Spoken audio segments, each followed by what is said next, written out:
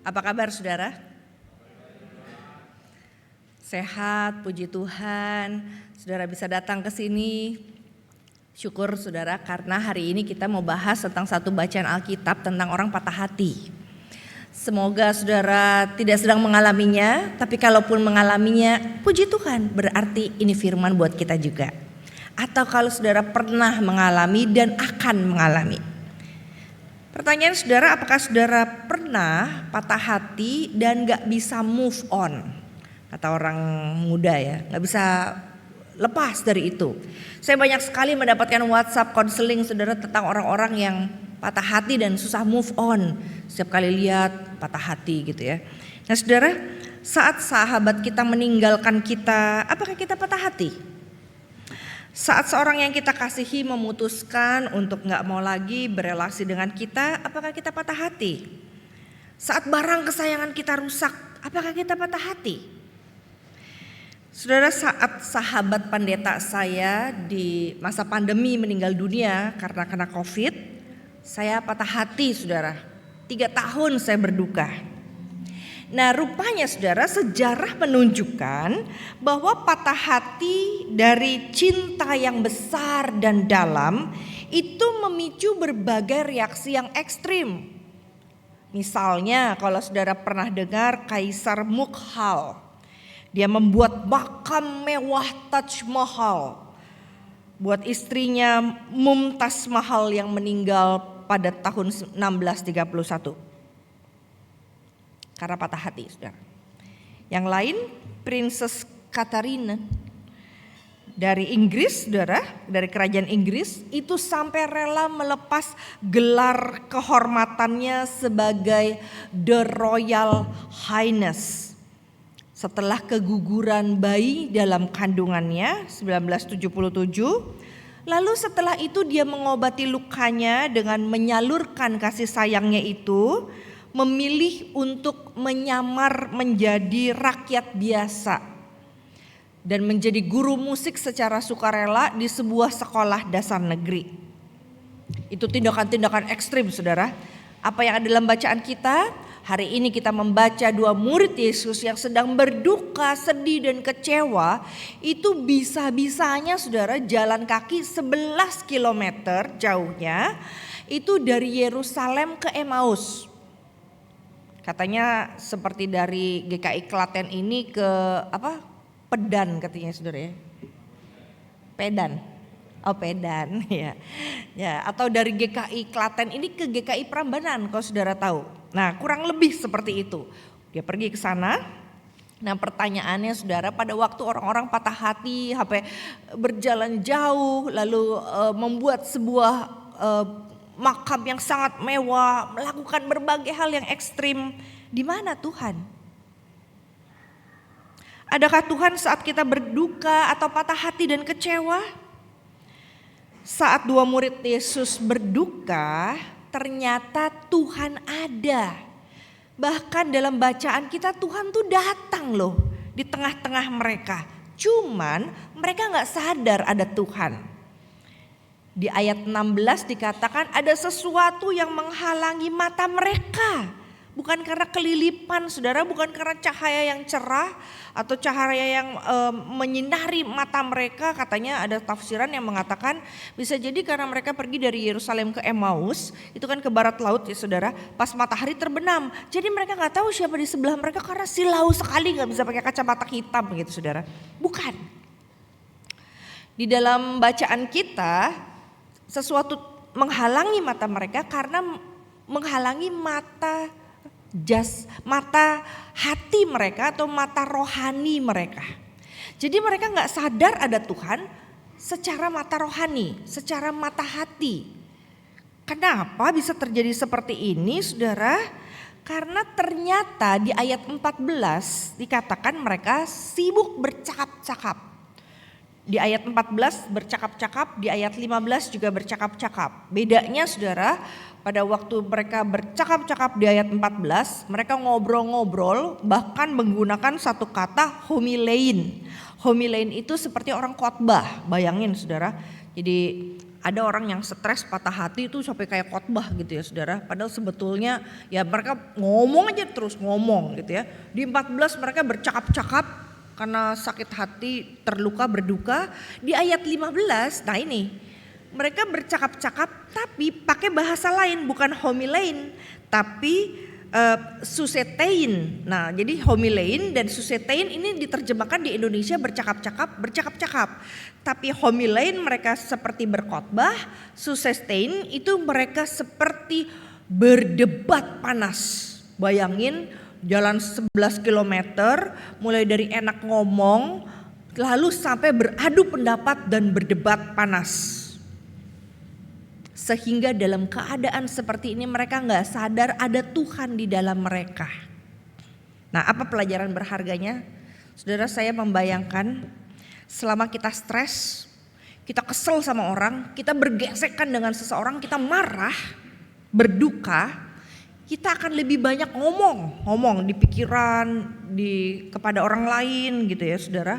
Bahkan ke Tuhan pun kita ngomong terus, Tuhan saya kesel sama dia, udah Tuhan saya gak bisa ngomong lagi gitu ya. Kita gak sadar ada Tuhan. Gimana caranya kita tahu dalam keadaan kesal, berduka, patah hati itu ada Tuhan? Satu tips ya saudara, buka hati, sadari bahwa Tuhan ada dan Tuhan mau bicara ke kita. Saya gak tahu mana yang lebih banyak saudara lakukan dalam berdoa. Ngomong terus atau diam dan dengarkan suara Tuhan. Saya membayangkan kalau kita ngomong terus waktu berdoa saudara. Kita bilang kan Tuhan saya punya list doa nih ya. 1 saya doa untuk anak, 2 untuk suami, 3 untuk mama, untuk papa, 4 buat mertua, 5 buat gereja dan sebagainya. Kita ngomong terus ke Tuhan. Dalam nama Tuhan Yesus saya berdoa. Amin. Habis itu tidur. Itu namanya kita biarkan diri kita kayak 2 murid ngoceh terus.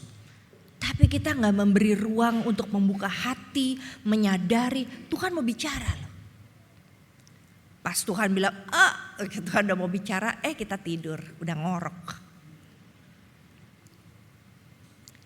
Menariknya, 2 murid Yesus itu mulai membuka hati saat Yesus mengatakan perkataan yang sangat keras. Jadi ya saudara, dalam bacaan kita ini, ketika mereka mulai ngoceh-ngoceh, Tuhan Yesus masuk ke mereka dengan mengatakan 2 kata yang sangat keras dan kasar menurut saya. Tapi rupanya ini bukan menghina, tapi ini merupakan teguran keras. Jadi yang pertama dia bilang, kamu bodoh dan lamban hati. Sudahlah ya saudara, kita jangan tersinggung dengan itu, tapi kita cari tahu apa maksudnya. Maksudnya Tuhan mau bilang begini, kata bodoh itu bicara ada masalah di kepala kamu sehingga kamu gak mau mikir. Nah, gak mau mikir berkaitan dengan firman Tuhan.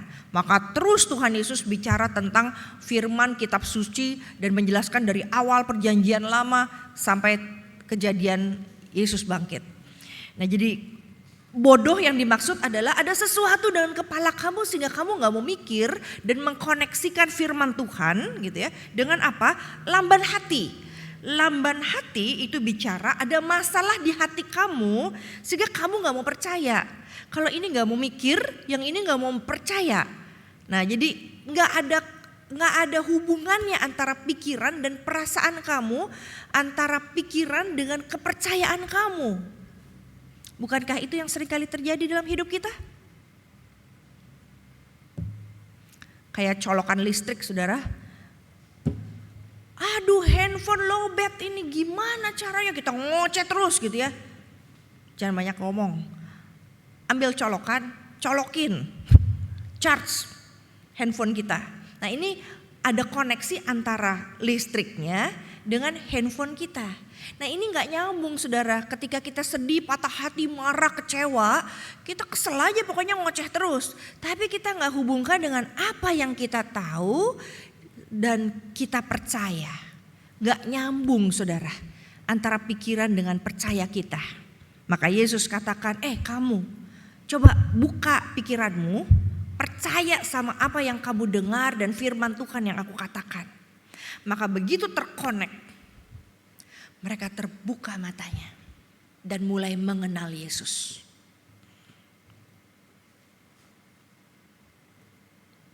Jadi peringatannya begini saudara, saat di titik terendah kita, saat kita mengalami kesulitan, patah hati, kekesalan, ini apalagi sekarang harga bensin mau naik saudara, atau udah naik, lalu nanti harga semua menjadi sangat membuat kita pusing kepala, kita mulai memikirkan atau mendengarkan suara-suara orang lain aja.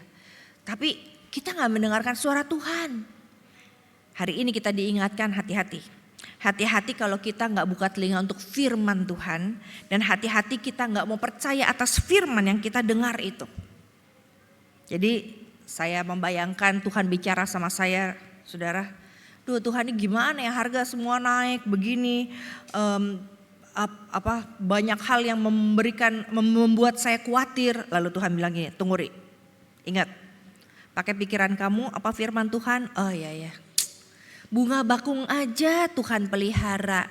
Lalu saya connect dengan percaya saya, iya ya, ngapain khawatir kamu Ri, aku nih pemelihara bunga bakung yang besok tumbuh seperti rumput dan besok layu. Atau saat saya kesel sama seseorang, gak bisa nih, kenapa dia kayak gitu. Lalu Tuhan bicara sama saya, Ri ingat, Mazmur tuh bilang, pembalasan adalah hakku. Lalu hati saya percaya dengan bilang, iya ya, ngapain sakit hati, serahin aja sama Tuhan.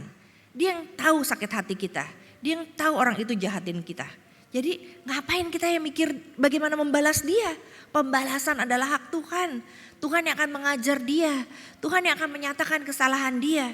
Tugas saya adalah mengampuni. Apa dampaknya saudara?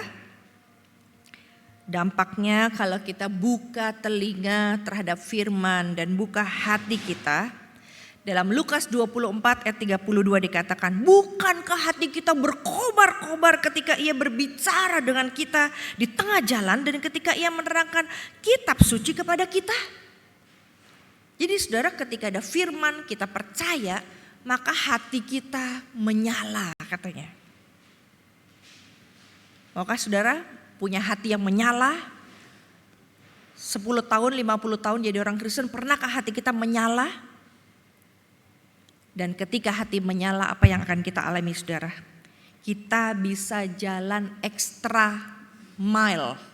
Atau kita bisa jalan lebih jauh daripada yang bisa biasanya kita lakukan. Biasanya orang-orang yang melakukan extra mile atau jalan lebih jauh bisa melakukan hal-hal yang menakjubkan buat Tuhan. Lebih daripada kaisar membangun Taj Mahal di India. Seperti murid-murid yang jalan 11 km. Ya sudah lihat kronologinya nih ya. Murid-murid jalan 11 km menjelang malam. Pastinya lelah karena saya juga gak pernah jalan 11 km. Kecuali kakak saya yang seorang pelari maraton gitu ya saudara. Tapi dia jalan ke sana, dia lelah, dia makan bersama Yesus, ngobrolin firman. Harusnya kan setelah makan malam apa tuh saudara yang kita alami biasanya, bahasa tubuh kita? Ngantuk ya, kita habis lapar makan ngantuk kita. Tapi dengan semangat yang menyala-nyala dia balik lagi 11 km jalan kaki saudara malam-malam untuk menemui murid-murid. Itu berjalan extra mile. Jadi jalan 11 km aja itu udah menakjubkan. Tapi sekarang jalan balik untuk menceritakan tentang Yesus dan kebangkitan Yesus. Pelayanan buat Tuhan itu bukan kewajiban saudara. Pelayanan buat Tuhan adalah dampak, hasil, akibat dari seorang yang sudah terkonek antara firman Tuhan dan pengalaman hati dan imannya untuk percaya bahwa Tuhan membuat titik terendah kita dapat bangkit dengan energi yang datangnya dari Tuhan, melakukan pekerjaan-pekerjaan yang menakjubkan buat Tuhan, buat dunia, buat bersaksi buat dunia tentang Tuhan. Tanyakan pada mereka yang bekerja buat Tuhan sampai pelosok-pelosok pedalaman, saudara. Saya malu waktu mendengar khotbah tentang seorang yang serombongan orang yang diutus ke pedalaman. Katanya di cerita itu, saudara, banyak misionaris yang pergi 10 jam naik kendaraan, lalu harus jalan kaki lagi 4 jam, lalu naik lagi perahu 2 jam. Dan ketika sampai di sana mereka bisa bilang, puji Tuhan. Saudara, apa yang kita alami dalam perjalanan patah hati kita diizinkan Tuhan terjadi supaya kita mengalami sentuhan Tuhan antara firman dengan percaya kita, sehingga pengalaman iman itu terjadi dalam hidup kita. Bahkan di titik terendah kita Dia hadir supaya kita merasakan dan mengagumi betapa dahsyatnya kasih Tuhan dalam hidup kita. Di titik terendahku Kau hadir untuk mengangkatku. Ku tahu Kau tak menyerah akan hidupku. Ku kagumi caramu mencintaiku. Kau ada di setiap proses hidupku. Di titik terendahku Kau hadir untuk mengangkatku. Ku tahu Kau tak menyerah akan hidupku. Tak terbatas kuasa-Mu, tak terduga cara-Mu. Kau yang ku andalkan di setiap langkah hidupku. Saudara, Tuhan mau bicara pada kita, tapi seringkali kita nggak buka pintu hati untuk dengarkan suara Tuhan, kasih Tuhan untuk memproses hidup kita. Padahal di titik terendah itu Tuhan siap mengomong ke kita dan memberikan pesannya buat kita.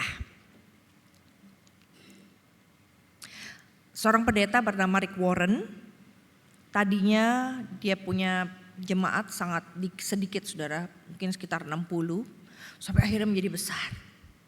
Pada waktu dia menjadi pendeta gereja besar, anaknya mengakhiri hidupnya setelah beberapa puluh tahun bergumul dengan kesehatan mentalnya. Pendeta ini menarik diri untuk cuti sejenak. Tapi apa yang terjadi? Saya yakin dia connect atau dia hubungkan antara firman Tuhan dan percaya dia. Sehingga setelah itu terjadi hatinya berkobar-kobar dan dia menjadi berkat.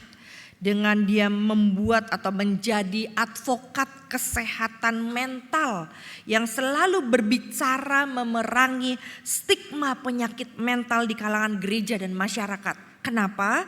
Karena banyak gereja dan masyarakat berpikir penyakit mental itu masalah lemah iman. Tapi dia memproklamasikan, menceritakan pada dunia bahwa penyakit mental itu adalah masalah medis, syaraf, hormon, otak yang tidak berfungsi dan perlu dipulihkan. Setelah itu dia meluncurkan Hope for Mental Health, atau dia mendirikan yayasan untuk mendukung pelayanan kesehatan mental buat orang yang mengalaminya dan keluarga yang mengalaminya. Menakjubkan, bukan? Di titik terendah dia Tuhan hadir dan kita kagum akan karya Tuhan melalui patah hatinya. Jadi saudara, jangan pernah anti titik terendah. Gak apa-apa terluka, gak apa-apa berduka, tapi alami Tuhan di titik itu. Buka hati kita buat Tuhan bicara. Alami kebaikan Tuhan, alami Tuhan menyentuh hati kita. Dukung anak cucu kita ketika berada di titik terendah, kita gak menyangkal. Tapi kita bilang, saya akan doakan supaya kamu mendengar suara Tuhan. Tuhan menyentuh hatimu dan engkau semakin mengenal siapa Tuhan yang ada dalam hidupmu dan hidup kita. Saudara, orang akan lebih mengenal siapa Tuhan bukan hanya melalui hal-hal baik. Kalau kita gak pernah patah hati, kita gak akan kenal Tuhan yang menghibur. Kalau kita gak pernah terluka, kecewa pada seseorang, kita gak pernah tahu dan kenal Tuhan yang memberikan pengampunan. Kalau kita gak pernah kurang, kita gak pernah akan kenal Tuhan yang mencukupkan kita lebih daripada akal dan usaha kita. Jadi saudara, mari kita mulai pengalaman iman kita sendiri dengan melihat, membuka hati kita untuk Tuhan bicara dan menyentuh kita. Supaya ada karya-karya indah buat Tuhan sebagai langkah ekstra kesaksian buat dunia. Sudah saya terkesan sekali dengan seorang ibu yang jadi dirihen di gereja kira-kira 20-30 tahun yang lalu. Di sebuah GKI, saudara. Dia waktu jadi dirihen, saya tanya sama dia, waktu itu saya bergereja di tempat itu, saya tanya, "Tante apa kabar?" Dengan semangat senyum dia bilang, "Ri, kanker payudara stadium 3. Tapi dia terus menjadi dirihen, menyanyi buat Tuhan, melayani Tuhan 30 tahun lamanya sampai akhirnya dia meninggal." Semangatnya saya ingat untuk terus membuka hati buat Tuhan, berkobar-kobar, memberi hidup sampai akhir hidup supaya nama Tuhan dimuliakan. Maukah kita mengalami pengalaman iman seperti itu? Tuhan memberkati kita. Amin.